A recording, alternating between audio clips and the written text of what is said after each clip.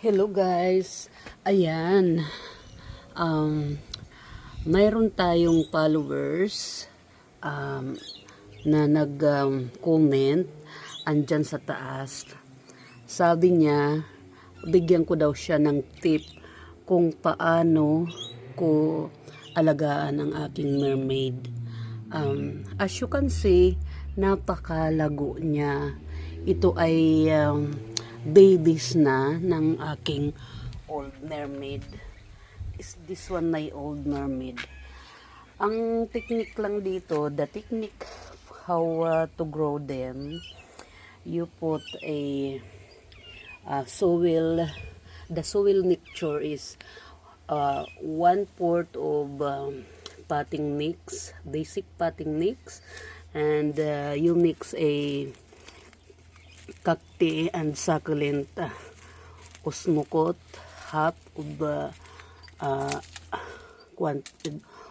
quantity, half of mixture, and then seed propagation seed potting mix. Osmocot also what I use. So madali bumaba ang tubig or hindi nagbababad ang tubig.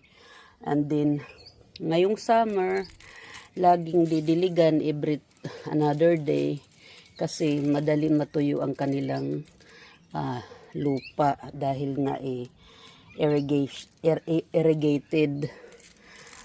Pag sinabing irrigated, madaling bumaba ang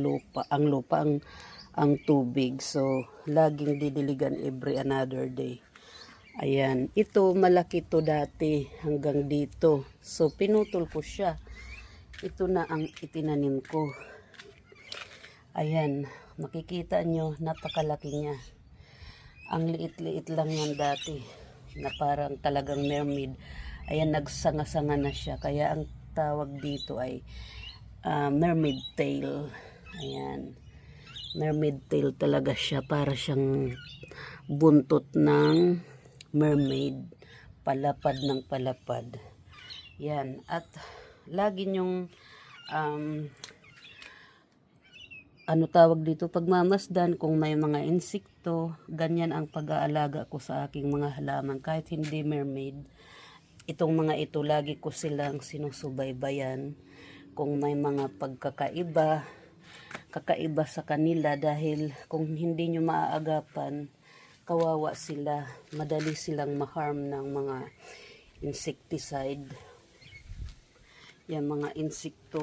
So yan ang aking technique, at mayroon pa rin akong baby na mermaid. I show you.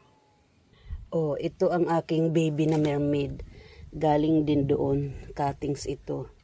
Ayan, itinanim ko siya. So panglipat na siya ng malaking paso. Actually ito, ibibenta ko to siya pag may bumili. Ang halaga nitong isang pots ay $30 only.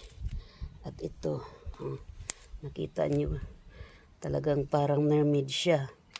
So ayan, maganda siyang magkatagpo na ganyan, di ba? Yan, kung may bibili, ibibenta ko siya guys. So ayan, ang aking mermaid babies. Ayan, ito naman Madiba. Ang pag-aalaga dito sa Madiba, ang akin ay lagi kong dinidiligan pag summer. Pag winter, siya ay isinisilong ko kasi madali siyang maano sa tubig. Ayaw niya nang laging nakababad ang kanyang ugat sa tubig dahil matubig na ang mga dahon niya eh. So ayan, ang tanda-tanda na niyan, 4 years old na siya. So nag-i-enjoy siyang ganyan. Ibibili ko na siya ng malaki na paso para aking ilipat na siya permanente. Forever na siya dyan sa kanyang paso. Ayan ang aking ibang succulent. Ito naman ay, ang tawag dito ay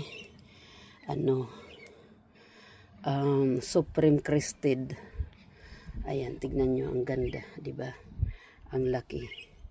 Ganon din ang mga soil ay irrigated din, madaling bumaba.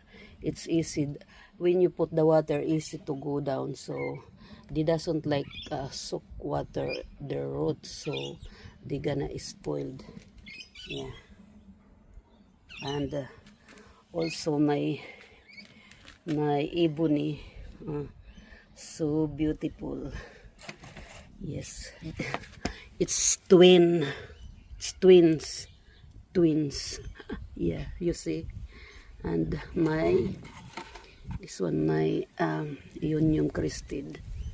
Yeah, sunburst crestid to. Ayan, nanganganak siya dyan. Oh. Sunburst crested. I forgot this one. It's beautiful. Yes. And there. I have a lot collection. Yes. Anyway, hanggang dito na lang muna. Ayan, ganun ang pag-aalaga ng ating mermaid. Okay? So, babalik tayo dito. Yan ang aking mermaid. The mermaid. Yan. Napakalago niya. Guys, mermaid tail.